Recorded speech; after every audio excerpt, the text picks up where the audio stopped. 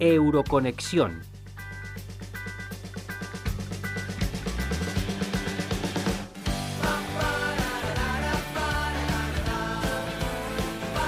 Todos los países están sufriendo la inesperada crisis del coronavirus, un golpe que no se esperaba y que está ahora mismo cuestionando todos los sistemas y todos los gobiernos. Está poniendo a prueba todo el orden internacional y naturalmente a la Unión Europea. No sabemos cuándo acabará este encierro y cuándo se superará, pero desde luego el desafío no acabará ahí. Cuestionará los sistemas cuando haya que recuperarse moralmente y sobre todo económicamente, cuando se puedan ver las cifras que esta crisis ha dejado tras de sí. José María Peredo, catedrático de Comunicación y Política Internacional en la Universidad Europea de Madrid y director del Observatorio de las Relaciones Internacionales, dedica un artículo en La Razón, analizando estas cuestiones a los grandes desafíos que está planteando y planteará este coronavirus. Se ha creado un nuevo marco, una nueva situación a la que nos tenemos que enfrentar. Como dice el profesor José María Peredo, las mejores ideas para la cooperación y el esfuerzo multilateral serán las que se impongan, porque la crisis ha puesto de manifiesto que el mundo está definitivamente globalizado y que la globalización necesita más regulación y mejores políticas comunes. Ha habido muchas veces en las que hemos podido ver el mundo globalizado, pero quizás esta sea una de las más claras.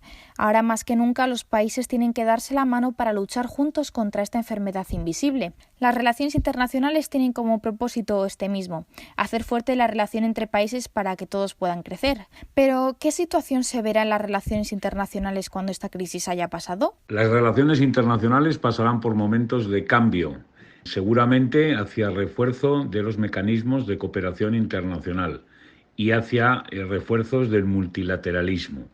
Es posible que las grandes potencias giren hacia ese entorno de colaboración multilateral mayor.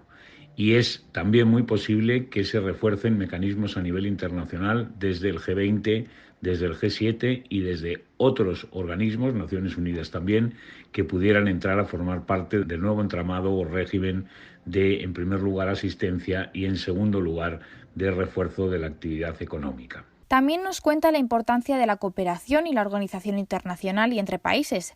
Las primeras reuniones de la Unión Europea han confirmado que se actuará de una manera unilateral en las instituciones europeas. Esto no quita que haya sido difícil la toma de decisiones y que en algunos momentos se haya podido ver desacuerdos. La Unión Europea se enfrenta a una mayor cohesión y mayor liderazgo.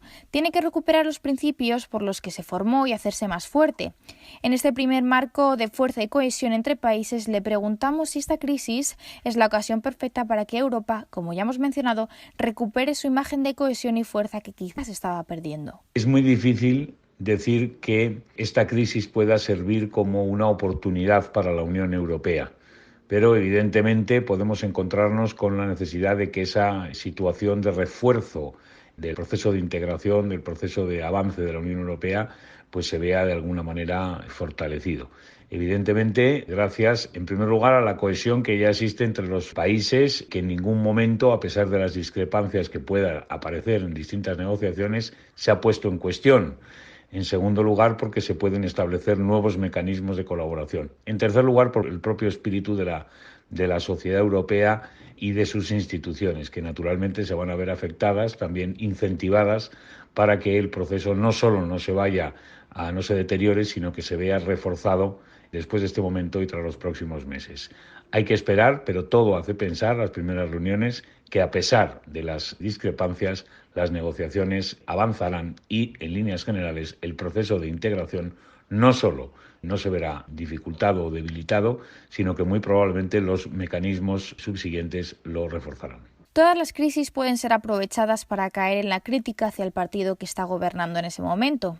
Es muy frecuente que quiera convertirse en una lucha para sacar rentabilidad ideológica. Pero si estas diferencias ideológicas se siguen fortaleciendo, ¿puede esta crisis profundizar más la brecha norte-sur en la Unión? En cuanto a la brecha norte-sur, sobre si puede agrandar esa brecha esta crisis o reducirla.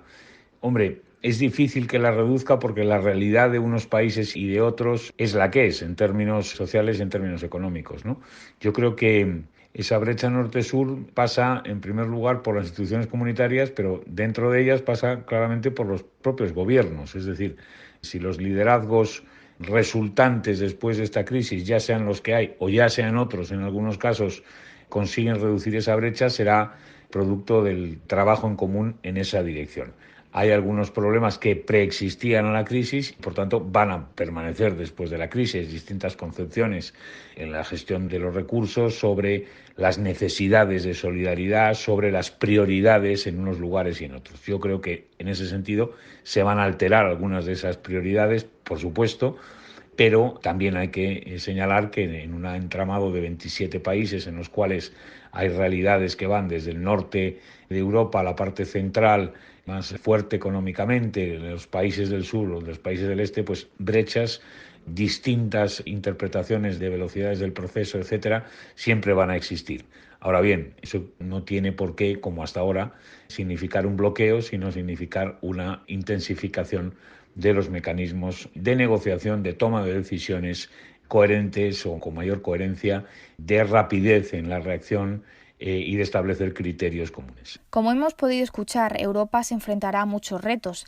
Aunque ya se enfrentaba antes al reto de la mayor cohesión, ahora mismo este virus dibujará un nuevo marco sobre el que construir la nueva Europa. Este virus dejará atrás un gran rastro de pérdidas económicas con las que nadie contaba. Por ello le preguntamos al profesor José María Peredo si Europa está preparada para asumir esta crisis económica que traerá el virus. En principio, ningún país, ninguna organización internacional se encontraba preparado para responder a esta crisis. La crisis sanitaria ha cogido por sorpresa absolutamente a las instituciones tanto nacionales como internacionales. Lo que se está poniendo a prueba es la capacidad de reacción, en primer lugar.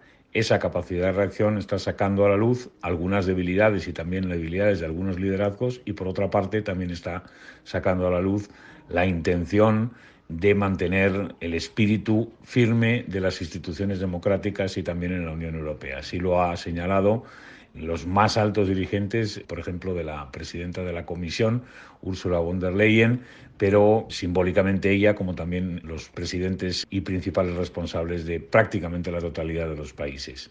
Preparada no se encontraba y preparados no nos encontramos. Lo que nos encontramos es en una situación y con unos instrumentos suficientemente consolidados para que una situación de esta excepcionalidad no sea capaz de debilitar, de deteriorar lo que hasta ahora se ha construido durante todas estas décadas.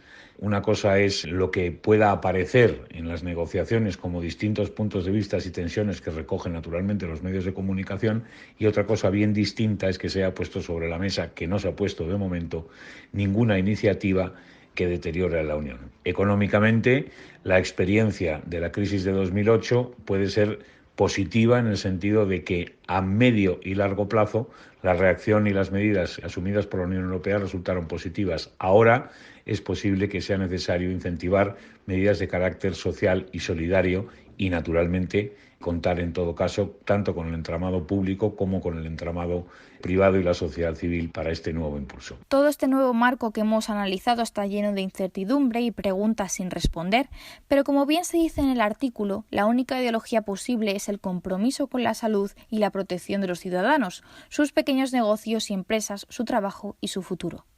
Euroconexión, un proyecto de la Asociación de Radios Universitarias de España y el Parlamento Europeo, desde la Universidad Europea de Madrid.